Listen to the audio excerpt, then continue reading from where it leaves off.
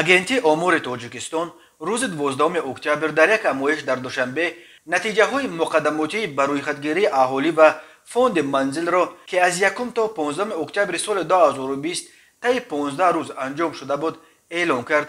тибқи натиҷаҳои ба дастомада аз замони ба рӯйхатгирии соли 2002 яъне дар 10 сол шумораи аҳолии тоҷикистон 2 миллиону 97 ҳазор нафар ё 27.7 афзуда ба 9 миллиону 661 ҳазору 600 нафар расидааст.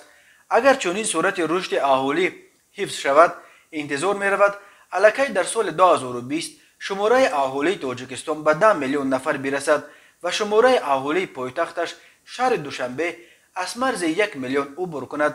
тибқи натиҷаҳои пешакии ба рӯйхатгирии аҳолӣ ва фонди манзил дар соли 2020 аҳолии шаҳру шаҳракҳо дар тоҷикистон 2 миллиону 528 ҳазор нафар ё 26.2%, аз шумораи умумии аҳолии кишвар ва аҳолии деҳот 7 миллиону 133 ҳазор нафар ё 73.8%ро ташкил медиҳад. ҳамин тавр шумораи мардҳо нисбат ба занҳо 140 ҳазор нафар бештар буда аз ҷамъи аҳолӣ 4 миллиону 901 ҳазор нафарро мардҳо ва 4 миллиону 760 ҳазору занҳо ташкил медиҳанд.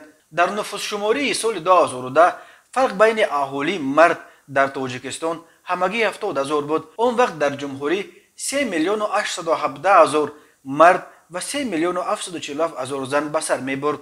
ҳамин тавр бар асоси ба рӯйхатгирии соли 2020 шумораи аҳолии вилояти мухтори кӯҳистони Бадахшон аз соли 2010 то 2020 беш аз 21 ҳазор афзуда ба 227.2 ҳазор, аҳолии вилояти Суғд 537 ҳазор афзуда ба 2 миллиону 770 ҳазор нафар ва аҳолии вилояти Хатлон дар 10 сол ба 777 ҳазор нафар афзуда ба 3 миллиону 444 ҳазор нафар расидааст.